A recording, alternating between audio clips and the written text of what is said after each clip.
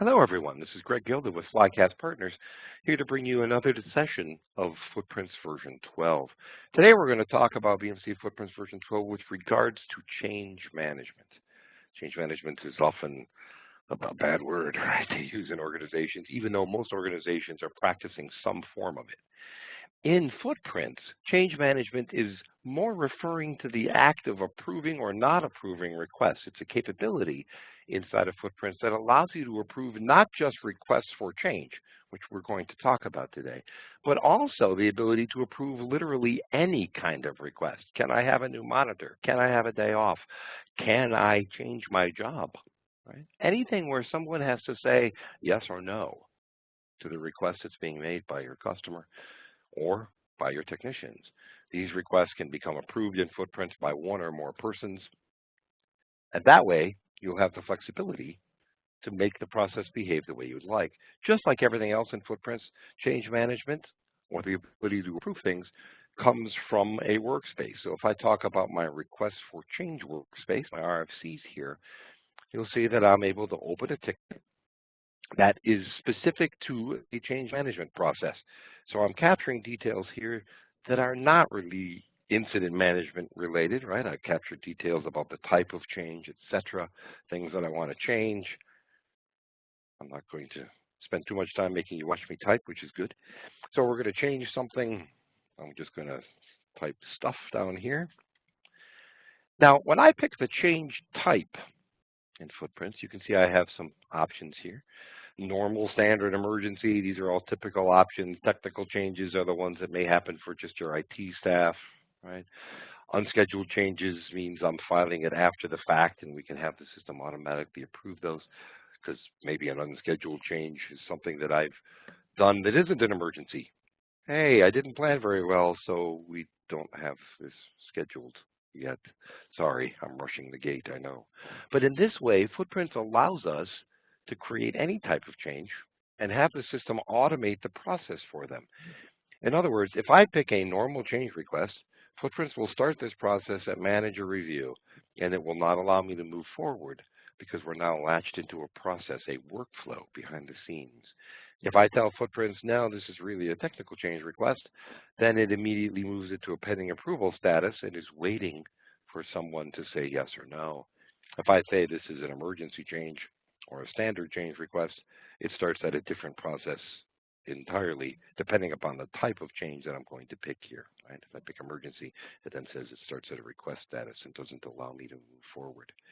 So each change type will allow me, in this case, to move that ticket through the correct approval cycle so that the right folks get to say yes or no. Now, of course, I can capture any other info about the change, its category, its subcategory, reasons for that change request.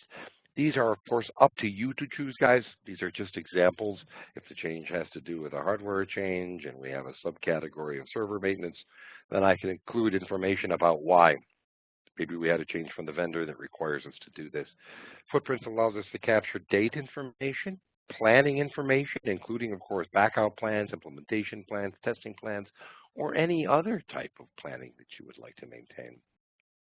Now, when you submit a request for change in Footprints, if you submit that request, it's going to be sent through the workflow that we've decided on. And in our case, our process is going to decide what happens, right? The type of change is going to decide.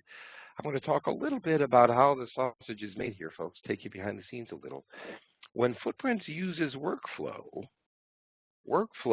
is what the tool uses to maintain the flow of a ticket or a record through the correct steps. In other words, we want to make sure that this change request gets handled by the right people, sent to the right places at the right time. So what you're seeing is a list of all of my workspaces, including my change management workspace in Footprints. I want to talk briefly about that change request and talk about the workflows that we use to maintain them. You can see I have 4 different workflows set up behind the scenes. We'll look at our technical workflow very briefly. This picture is the code that tells Footprints how to behave when a technical change request has been filed. And that means it comes in as pending approval. If my approvers, whoever they are, however many I choose, say yes, then it becomes approved for production. If they say no, and the solution will reject that request and move it to a closed status. And if I scroll over a little bit, you see that that then ends our process. This is all drag and drop, so I can say, you know, I would rather have that over here so I can see it a little more easily. That way, this process is exactly what Footprints will do when a change request is filed as a technical type.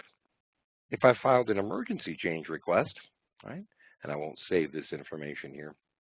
If I step in and file an emergency change, it's a different process that Footprints handles. So I'm going to look at the emergency change process. And in my example, there is no one who approves anything here. It's just a very linear process in this workflow. I want there to be an approver, so I'm going to tell Footprints to create an approval process for me. And I'm doing this to give you guys an idea of how easy it is to use the Footprints interface without code or scripting to be able to tell it really anything that you want it to do. Right now, I'm simply removing the arrow that exists between requests and assigned out. I don't want tickets to get assigned until they're approved. So I told Footprints to remove that arrow. Now, I broke the track. The train cannot reach this station because it's stuck at this one. The track is out. I'm going to tell Footprints at the beginning of my process here, I want this to be an approval state. Now, I can make all of the process steps an approval state. In this case, I'm going to make this one an approval state. Footprints asks me if I would like to add approved and rejected. These are outcomes of an approval state, so I'm going to say yes. When I do, Footprints adds an approved status for me, and you can see approved is connected directly to request. One of the outcomes of a request is it could be approved. Another outcome of a request is it could be rejected. If it is, and I'm just going to move this guy over here for visual, if it is rejected, I want that to be closed, and I've just programmed with my mouse and told Footprints reject the change, it gets closed. Approve the change. If one or more persons or teams say yes, then the ticket becomes assigned out and is allowed to move through the rest of the workflow. And you can see when I click on this rejected, there's a little dotted line here. So it's actually moving the ticket to rejected if they say no. This workflow and all the other automation capabilities in Footprints are set up with your mouse in exactly this way. So that means the ability to make Footprints behave the way you'd like is done without any coding or scripting. And because every workspace, my change workspace, my incident workspace, my problems, all of them can have workflows, multiple workflows that are this easy to maintain, it means that I can have all of the tickets move through the correct process and have the right people approve when I need them to, no matter what kind of request it is.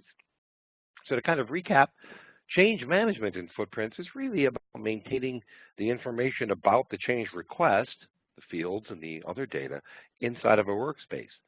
The workspace also maintains information about the workflow. Where should these tickets for change requests go? The workflow for a change request is going to be different from the workflow from an incident, for example. And because Footprints allows you to create as many workspaces as you would like, there's no charge per workspace. You can build as many as you want. That gives you the flexibility to create workspaces for any function you care for, change management or others. So we want to thank you for tuning in for this discussion about how Footprints can help you manage processes where approvals are required, including change management. And we look forward to seeing you on another session.